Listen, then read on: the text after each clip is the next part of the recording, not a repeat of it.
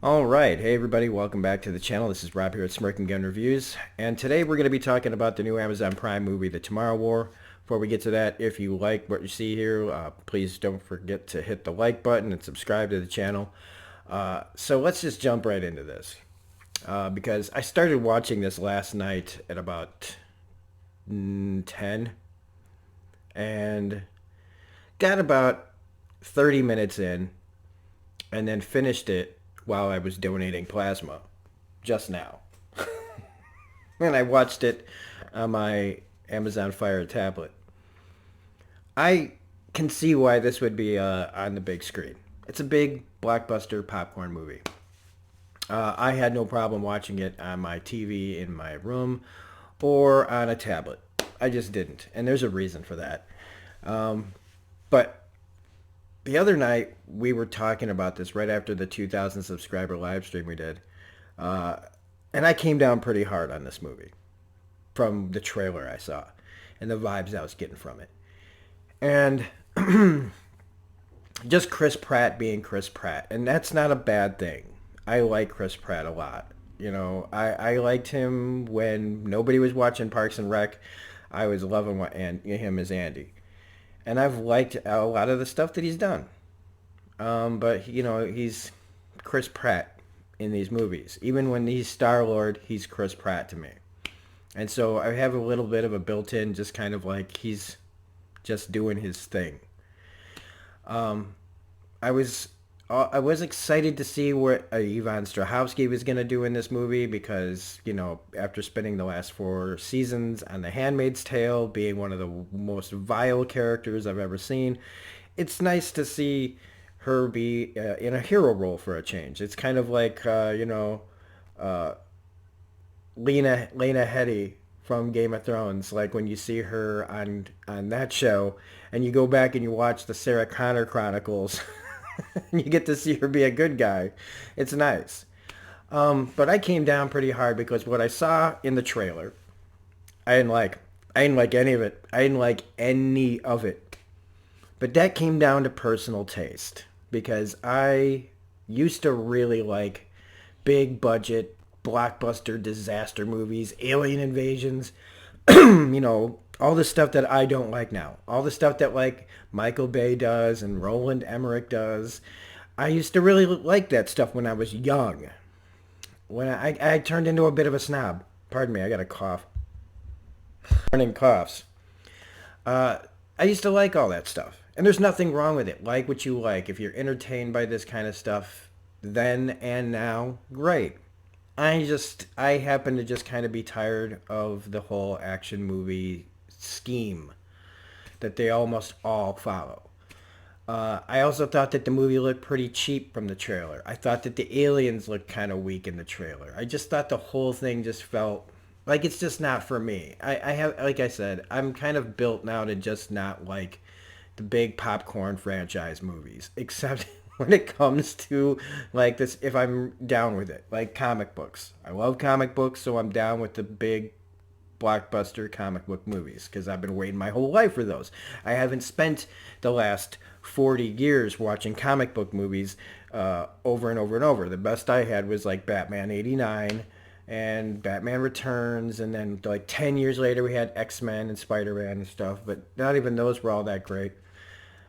And so I just kind of grew out of it. And I try to watch when I'm not watching something like a comic book movie or whatever. I like to find movies like the Coen Brothers or Paul Thomas Anderson or Quentin Tarantino or Steven Soderbergh, like the review that just, you know, the movie is No Sudden Move, which is way more up my alley. And my eyes are watering because I'm having an allergic reaction. This is just a bang up morning. But all that being said, right, is that this movie is not terrible. This movie is not what I thought it was going to be as far as like content wise. It's much better than I gave it credit for, and I'll be the first to admit that.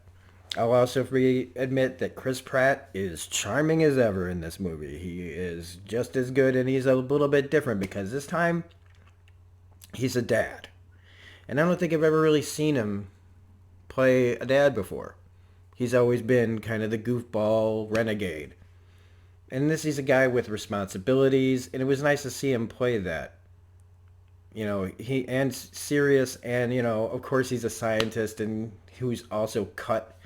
And so, like, yeah, I have to. Everybody's cut these days. They all, all the actors have to stay in shape. So, of course, he's the super stud scientist, and fine, fine, fine. Um, and so, I mean, I could tell you about the plot, right? It's 2022.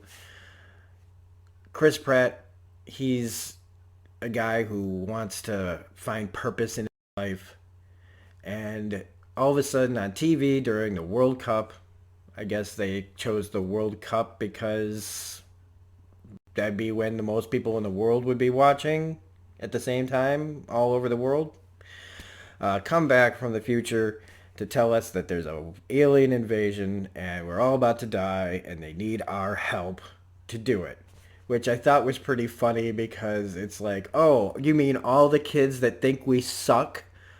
All of us old people, all of us people that are older than them, that we suck, we have to come and save your asses? That was my first initial jerk reaction. It's like, oh, so you're saying that we actually can contribute something. You guys couldn't hack it? I'm kidding. I'm kidding, of course, but it just like it just seemed kind of funny that when whatever. Moving on.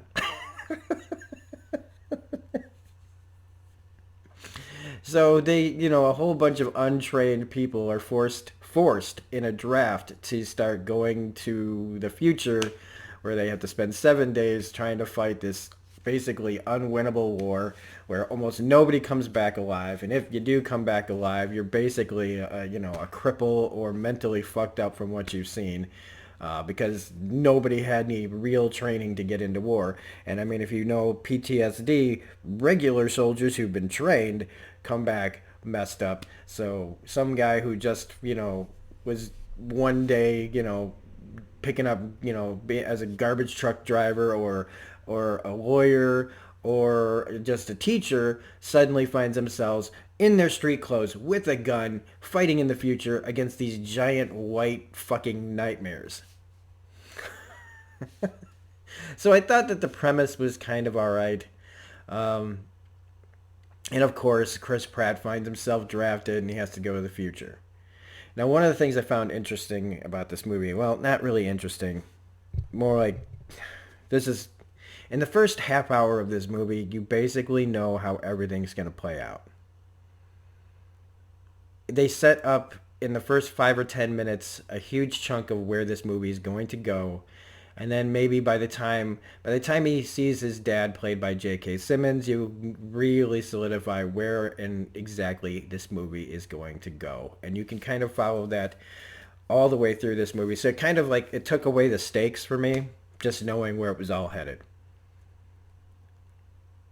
Now that means that is the journey along the way interesting enough to forget about the predictability, the absolute predictability of this plot.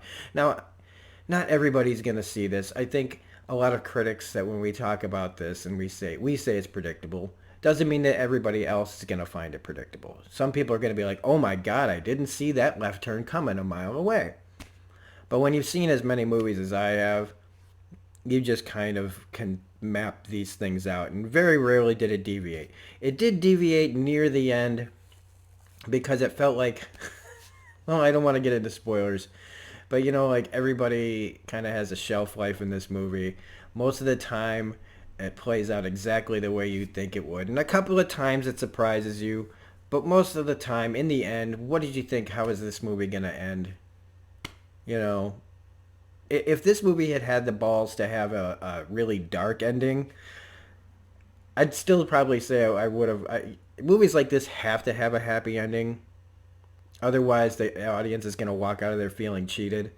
So, again, is the journey worth it, even though I knew where everything was going? And I gotta say, especially when, and I know Gino talked about this over at the Real Gino on his review, about the twist. I saw the twist the second I saw the relationship between the father and the daughter. I went, oh, this is what's going to happen. This is where that's going to go.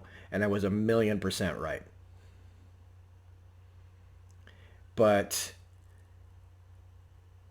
knowing that before they even revealed the twist, if you want to call it a twist, I would say it's more like an interesting little wrinkle.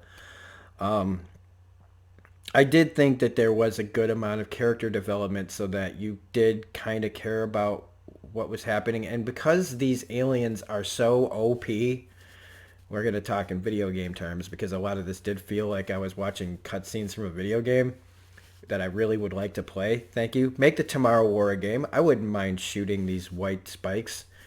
I kept wanting to say white stripes every time that they came on whenever they said the name of these things, because these things are viciously OP. Like, and I just really hated them. So there was intensity to the scenes that they were in because I hated the characters, like the monsters, so much. You want to see them, go down. I would say that the better twist is what comes at the near the very end when you find out what's really going on.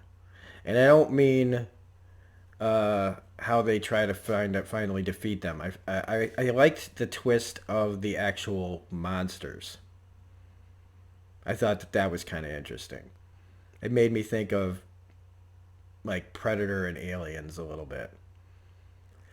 Um, but all in all, despite its predictability, I did like several of the characters.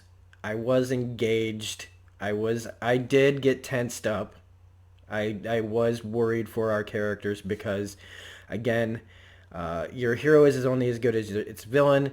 And in this case, even though your villains are these monsters who, from another world, uh, who have really high capabilities as far as intelligence. I feel like the one thing they didn't really discuss much in this is the intelligence of these creatures and the way that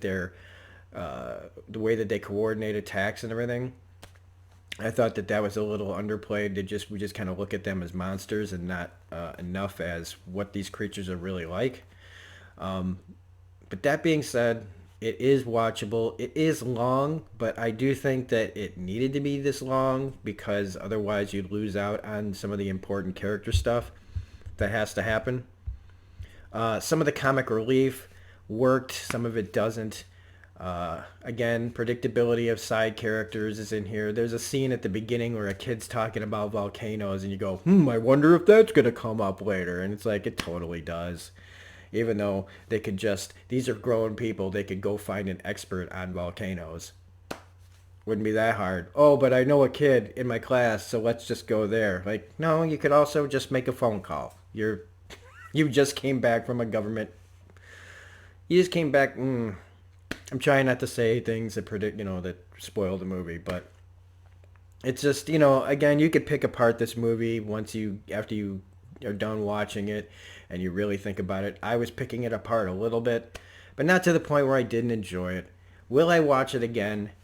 Probably somewhere way down the line, because again, like I said, these kind of big action movies aren't really for me anymore. But I did enjoy watching it, and I wanted to prove myself wrong. I really did. I wanted to be wrong about this movie, and I kind of was. I enjoyed it more than I thought I would, and I definitely enjoyed it more than I said when I was talking about it the other night. So, The Tomorrow War. Hey, you got Amazon Prime, go ahead and watch it. Everybody bought big ass TVs with their stimulus checks, right? So go ahead and watch this movie. I might rewatch it on the big screen behind me rather than on my tablet next time, but like I said, it didn't really affect my enjoyment of watching it. I was sitting in the chair donating plasma, pumping my hand, and at the same time my heart rate was going up a little bit during some scenes. Um, I gotta say, I wish there was more J.K. Simmons in this movie, but other than that, that's about all I got to say about The Tomorrow War. So, if you like this review, please hit the like button, comment, share, subscribe, hit the bell for all notifications. Otherwise, no. I don't have it in me. I can't come up with anything to to say about whether you don't like this or not. You either like it or you don't. We'll hit the neuralizer. I'm getting lazy already. All right, have a good night. Night, day, whatever. Bye.